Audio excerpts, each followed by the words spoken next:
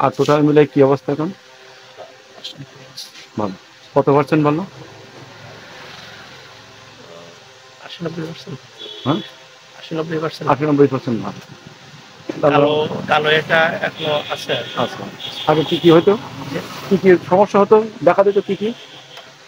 আগে তো ওখানে বিসি ওঠার পরে ঘা হয়ে যেত, চুলকাইতো। এখন সেগুলো মানে চুলকায়ও না। আর যে ভিতরে যে সমস্ত এগুলো ছিল বিসি মতো দানা মতো, সেগুলো আর বের হচ্ছে না। নতুন করে হচ্ছে না?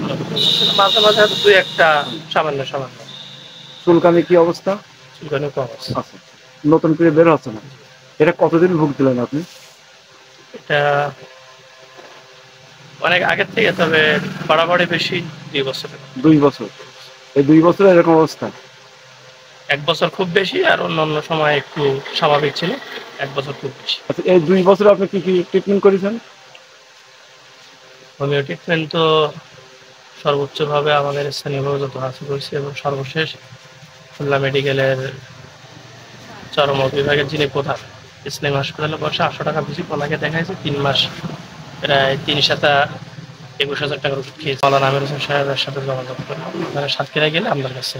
এখন কতটা ভালো আছেন আল্লাহর রহমতে? এখন আলহামদুলিল্লাহ ওষুধ খাওয়ার পরে, ওষুধ সেইভাবে খাইনি হুম। বাস্তব কথা, কিন্তু যতটুকু যা খেয়েছি নিয়মতান্ত্রিকভাবে হয়তো খেতে পারি নাই, কিন্তু যতটুকু খেয়েছি তাতে 90% এখন ভালো। ৮০-৯০%।